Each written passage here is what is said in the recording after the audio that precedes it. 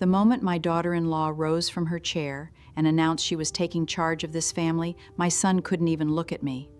I noticed the exact second it happened.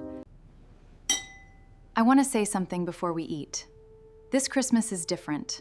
We're not just celebrating the holidays, we're starting a new chapter. With the baby coming, Nathan and I have talked a lot about responsibility. We had your card closed this morning. It's really for the best. That's smart. She's finally getting help. I looked down at my hands.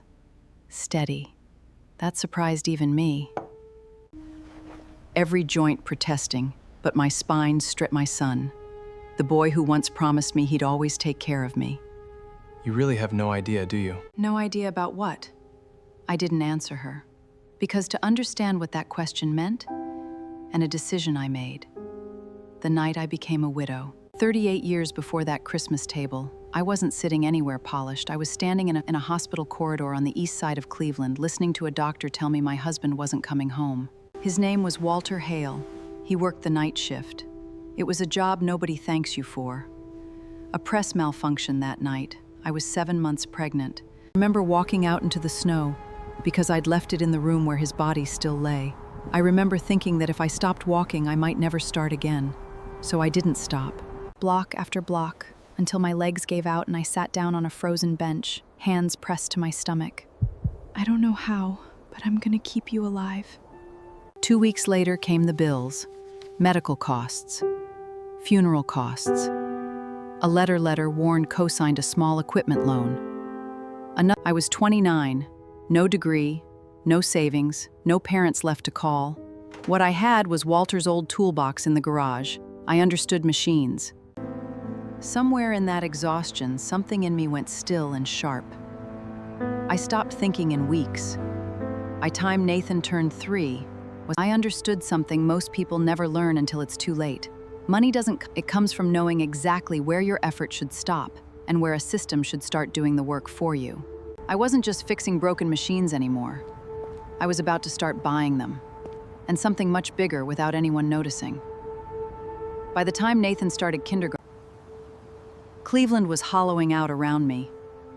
Factories shuttered, warehouses sat empty, windows broken, weeds pushing through loading docks. Everyone else saw a dying city. I saw discounted square footage nobody else wanted to touch. I didn't rush, I watched. The turning point had a name, 3 buildings near the rail yard. It took me 11 hours and 2 knuckles to fix it. You don't just fix things, you understand why they broke. Harold explained how commercial leasing worked, how depreciation could be a tool more in the write-off. I repaired a sleep on the loan. The next building came easier. Money, I wanted him to respect her expecting it to appear. So when he asked why we still lived so simply, I told him the truth I'd chosen for us. Years passed. My name showed up quietly on deeds nobody bothered to notice. By the time Nathan reached high school, I had enough passive income to stop working completely. I didn't stop. I kept wearing the same cardigans, driving the same car, because silence, I'd learned, was a filter. And who didn't? I met Vanessa for the first time on a Sunday afternoon in early autumn. I understood immediately why he'd fallen for her. Her handshake was brief and professional. My shelves of old repair manuals, the Famlados in mismatched frames. Her gaze never stopped cataloging. Vanessa was polished. It felt intentional. Her posture, her voice, even her laugh, which landed a half second after. It's so nice to finally meet you. Over dinner, she spoke fluently about her career. The details blurred every time I pressed. Nathan didn't notice. He was watching her the way they're terrified of losing. I noticed everything. In the months that followed, Vanessa became a fixture. She encouraged Nathan to dress differently, talked constantly about image. I told myself it wasn't my place to interfere. One night, after they left, I sat in my living room longer than usual. Something felt wrong. Not because she was ambitious, but because her ambition felt hollow. Directionless, almost desperate. So I did what I'd learned to do decades earlier. I verified. What came back wasn't criminal.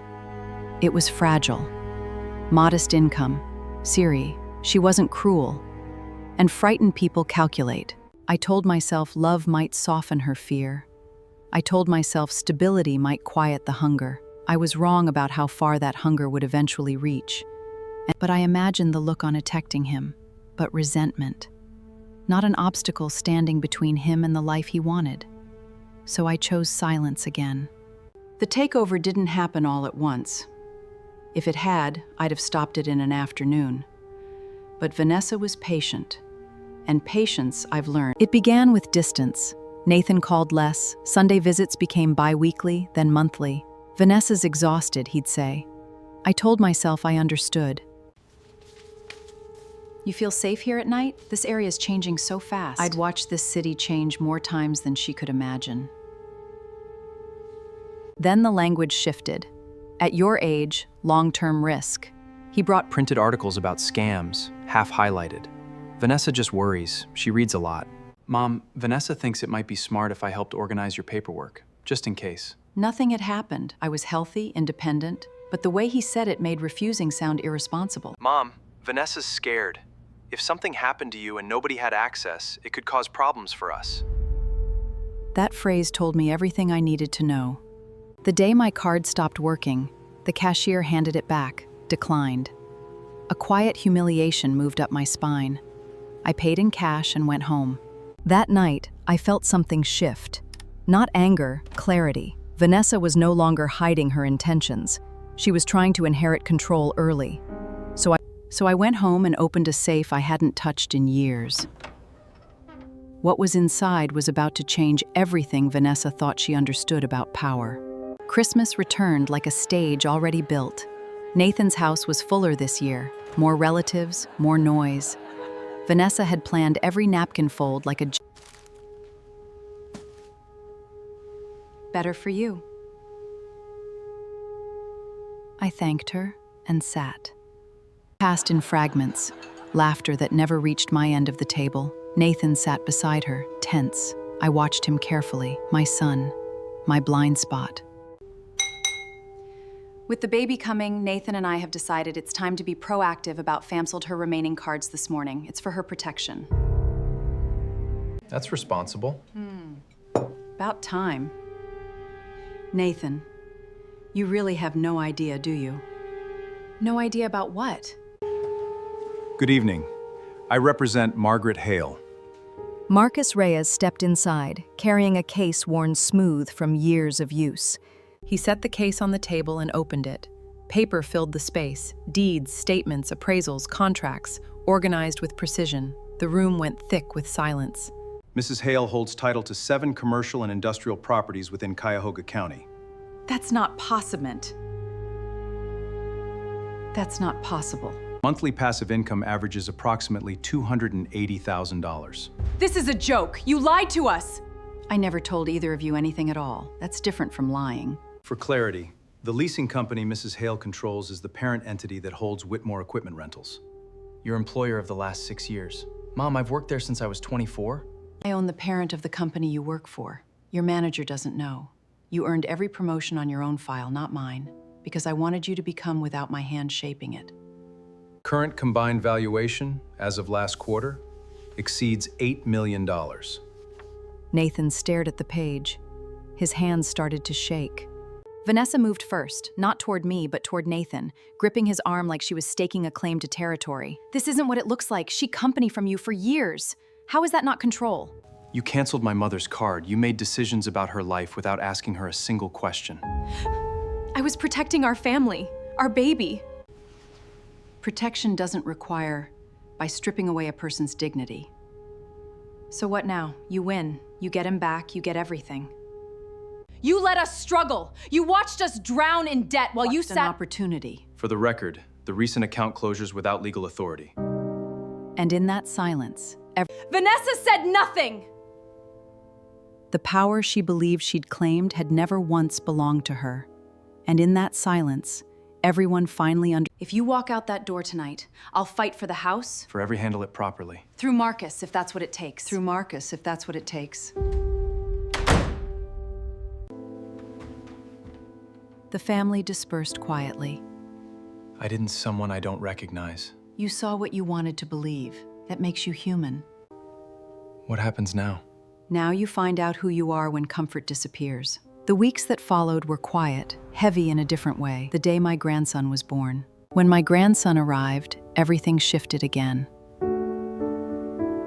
Holding him for the first time, the question of what kind of world we were going to raise him into. That was when I made my final decision. I didn't punish Vanessa. I didn't reward her either. I offered to clear the debt that had been quietly crushing her, but only under conditions. Full transparency, counseling, accountability, not charity. Nathan rebuilt slowly. He moved into a smaller place, learned to budget without illusions. He resigned. He became a better father. He became a more honest man. As for me, I still live simply. I still fix things with my own hands. I still believe speaks. It doesn't ask for permission. Because I learned something at that table I'll never forget. Dignity doesn't announce itself, it waits. And when it finally speaks, it doesn't ask anyone for permission. With the rest, I did something nobody expected. I funded a foundation for women who reminded me of who I used to be. Not handouts, but training, equipment. Years have passed since that Christmas. My grandson laughs easily. Vanessa is quieter now. Not trying, any of us can really ask of each other. 5 lessons from this story. 1. Silence can protect you, but it can also be used against you. Never control with character. 3. The moment it changes hands. 4. Kindness without boundaries becomes permission. 5. The real legacy isn't the money you leave behind, it's the values you hand forward. If this story stayed with you, take a moment to think about it. What lesson would you take from my story? If you enjoyed this, like, share, and subscribe for more stories like this one.